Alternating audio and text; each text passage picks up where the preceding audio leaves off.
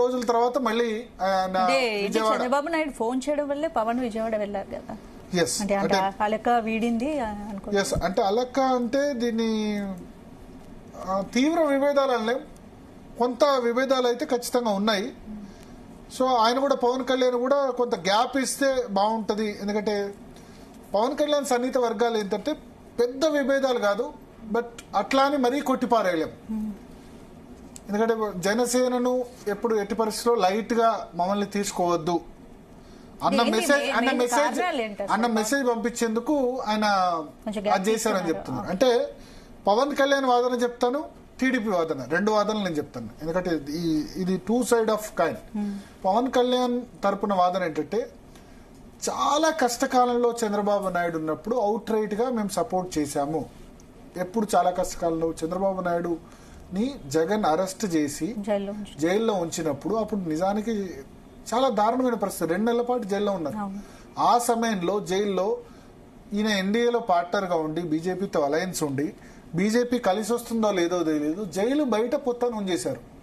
పవన్ కళ్యాణ్, నారా లోకేష్, బాలకృష్ణ ముగ్గురు వచ్చి నేను చంద్రబాబుతో కలిసి పోటీ చేస్తానని చెప్పి జైలు లోపలికి వెళ్లి చంద్రబాబుకు చెప్పి మీతోనే కలిసి పోటీ చేస్తానని చెప్పి జగన్ పాలనను తుదముట్టించేందుకు ఈ అన్యాయంగా ఆయన మీద కేసు పెట్టారు. పోటీ చేస్తానని అనౌన్స్ చేశారు. సో అంత కష్టకాలంలో ఉన్నప్పుడు మాకు ఇవ్వాల్సిన ప్రయారిటీ దొరకట్లేదు, చెప్పిన పనులు ఫాస్ట్ గా కావట్లేదు. అంటే ఏదైతే ప్రభుత్వానికి సంబంధించిన నిధులు కానీ వీళ్ళ ప్రయారిటీస్ విషయంలో ఉంటాయి కదా, ఆ విషయంలో కావట్లేదు. అనారోగ్య కారణం అయితే కరెక్ట్ కాదు, నేనైతే నమ్మను. ఆయనకు ఉంది ఒకటి ఏంటంటే బ్యాక్ పెయిన్. బ్యాక్ పెయిన్ ఎప్పుడు వచ్చిందంటే ఈ గబ్బర్ సింగ్ సినిమా షూట్ చేస్తున్నప్పుడు ఆయన హార్స్ రైడింగ్ చేసినప్పుడు డూబ్ బదులు సొంతంగా గబ్బర్ సింగ్ సినిమాకు సంబంధించి ఆయన సొంతంగా హార్స్ రైడింగ్ చేస్తున్నప్పుడు ఆ బ్యాక్ పెయిన్ వచ్చింది. ఆ బ్యాక్ పెయిన్ ఇంకా కంటిన్యూ అవుతుంది. సో అదే బ్యాక్ పెయిన్ తో ఇప్పుడు ఎన్ని టెంపుల్స్ పోయినారు కేరళ, తమిళనాడులో చూశారు కదా. సుబ్రహ్మణ్య స్వామి టెంపుల్, సుబ్రహ్మణ్య స్వామి అంటే శివుడి రెండో కుమారుడు, కుమారస్వామి అంటే సుబ్రహ్మణ్య స్వామి. తమిళనాడులో సుబ్రహ్మణ్య స్వామికి సంబంధించిన టెంపుల్స్ అన్ని కూడా ఆయన వెళ్లారు, కేరళలో కూడా వెళ్లారు. ఆధ్యాత్మిక పర్యటన అయితే ముగించుకొని డైరెక్ట్ గా వెళ్లారు. సో హెల్త్ బాగాలేదు అన్నది కరెక్ట్ కాదు. అయితే 15 రోజులుగా విజయవాడలో లేకపోవడం, డిప్యూటీ సీఎం గా ఉండి పంచాయతీరాజ్, ఫారెస్ట్, ఎన్విరాన్మెంట్ మినిస్టర్ గా ఉండి ఇన్ని రోజుల పాటు విజయవాడ వెళ్ళకపోవడం, హైదరాబాద్ లో కొన్ని రోజులు ఉన్నారు, సింగపూర్ లో కొన్ని రోజులు ఉన్నారంటారు. ఆ తర్వాత ఇప్పుడు తమిళనాడు, కేరళలో లాస్ట్ 3-4 డేస్ గా ఉండి ఎట్టకేలకు ఆయన విజయవాడ వచ్చారు.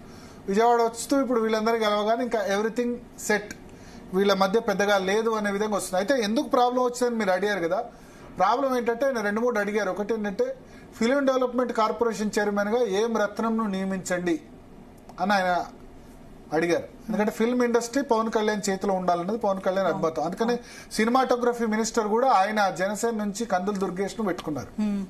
Forest, environment ministers, Panchayati Raj ministries ఈయన తీసుకొని కందుల దుర్గేష్ కు సినిమాటోగ్రఫీ పెట్టుకున్నారు.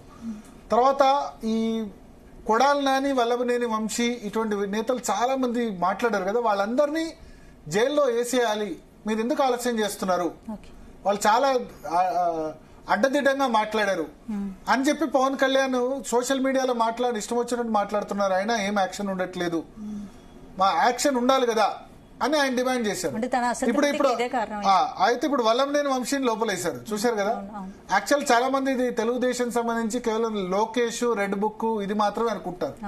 పవన్ కళ్యాణ్ కూడా ఇటువంటి వాళ్ళని ఖచ్చితంగా లోపలేయాలని డిమాండ్ చేసిన వాళ్ళు పవన్ కళ్యాణ్ కూడా మొదటి వ్యక్తి. ఆయన గట్టిగా డిమాండ్ చేశారు. సోషల్ మీడియా గురించి కూడా ఫస్ట్ రేజ్ చేసింది పవన్ కళ్యాణ్. సోషల్ మీడియాలో ఇష్టం వచ్చినట్టు లేడీస్ గురించి, వాళ్ళ గురించి మాట్లాడే వాళ్ళని లోపలేయాలి అనగానే చంద్రబాబు నాయుడు మొదలుపెట్టారు. సోషల్ మీడియా సైకోలను ఉక్కుపాదంతో అది చేస్తాం ఇది చేస్తామని వైసీపీ సోషల్ మీడియా వాళ్ళందరినీ లోపలేసిన పరిస్థితి.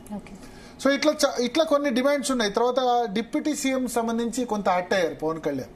డిప్యూటీ సీఎం తానుండగా లోకేష్ టు డిప్యూటీ సీఎం చేయాలని తెలుగుదేశం పార్టీ క్యాడర్ నుంచి డిమాండ్ రావడం, వరుసగా మంత్రులు మొదలు పెట్టడం. టీడీపీ పొలిట్ బ్యూరో సభ్యుడు శ్రీనివాసులు రెడ్డి చంద్రబాబు సమక్షంలోనే లోకేష్ ను డిప్యూటీ సీఎం చేయాలి, 1 కోటి మంది సభ్యత్వాలు చేశారన్నారు.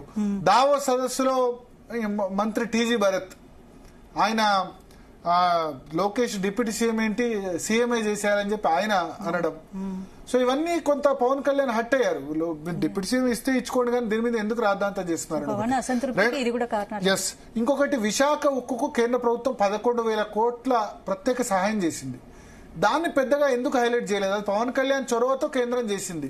సో అమిత్ షా కూడా అడిగారట పవన్ కళ్యాణ్ ని, మరి మేము కేంద్ర ప్రభుత్వం ఇంత సాయం చేశాం కదా 11,000 కోట్లు మీరు అడిగితే విశాఖకు సంబంధించి దాని గురించి ఎందుకు ఎక్కువ పబ్లిసిటీ చేయలేదు, ఎందుకు ప్రచారం చేయలేదని అడిగారట. మీరు అడుగుతారు కదా మేము ఇచ్చిందని చెప్పి. సో అవన్నీ ఇష్యూస్ ఎందుకు డైవర్ట్ అయినాయి? లోకేష్ డిప్యూటీ సీఎం ఇష్యూ పైకి రావడం వల్ల విశాఖ ఉక్కు ప్రత్యేక హోదా అంటే విశాఖకు రైల్వే జోను, విశాఖ ఉక్కు, ఇవి ప్రధానంగా పవన్ కళ్యాణ్ డిమాండ్ చేసినవి.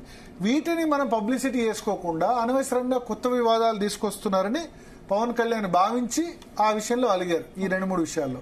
సో ఇప్పుడు ఒకటి మనకు వల్లంనేని వంశీ మొన్న 2 days బ్యాక్ లోపలేశారు. ఓకే, తర్వాత ఇంకా మరి చూడాలి మిగతా నేను చెప్పినట్టు ఫిల్మ్ డెవలప్మెంట్ కార్పొరేషన్ గానీ లేకపోతే ఇటువంటి ఇష్యూస్ గానీ. పవన్ కళ్యాణ్ ఇలా అసంతృప్తితో ఉంటే దాని ప్రభావం కూటమిపై పడే అవకాశం. డెఫినెట్ గా కూటమి మీద పడుతుంది కదా పవన్ కళ్యాణ్ అసంతృప్తి ఉంటే. బట్ ఇప్పుడు చూసిన వాళ్ళంతా కూడా ఇంకా అసంతృప్తి లేదు, క్లియర్. చూడొచ్చు చంద్రబాబు నాయుడు ఏ విధంగా స్వాగతం పలికారో పవన్ కళ్యాణ్ చూడొచ్చు. ఆ విజువల్స్ లో మనం చూస్తే చంద్రబాబే రిసీవ్ చేసుకున్నారు స్వయంగా, ముఖ్యమంత్రి ఉప ముఖ్యమంత్రి రిసీవ్ చేసుకున్నారు, భువనేశ్వరి బొకే ఇచ్చారు. చంద్రబాబు, పవన్ కళ్యాణ్, నారా లోకేష్ కలిసి ఒక టేబుల్ మీద కూర్చున్నారు, బాలకృష్ణ కూడా అదే టేబుల్ మీద కూర్చున్నారు. ఇది చూసిన వాళ్ళ ఫోటో ఆపర్చునిటీ చూసిన వాళ్ళకి ఎవ్రీథింగ్ ఈజ్ గోయింగ్ వెల్, వెంట ఆన్ వెల్, ఇంకా ఈ విభేదాలు లేవు అన్న మెసేజ్ అయితే పంపించడానికి ఉపయోగపడింది. బట్ డెఫినెట్ గా 2 వేరు పార్టీలు, 2 వేరు వ్యక్తులు ఉన్నప్పుడు తండ్రి కొడుకుల మధ్య డిఫరెన్స్ ఉండొచ్చు కదా. సో అటువంటిది పవన్ కళ్యాణ్ చంద్రబాబు నాయుడు మధ్య డిఫరెన్స్ ఉండకూడదు అని చెప్పడానికి ఏం లేదు.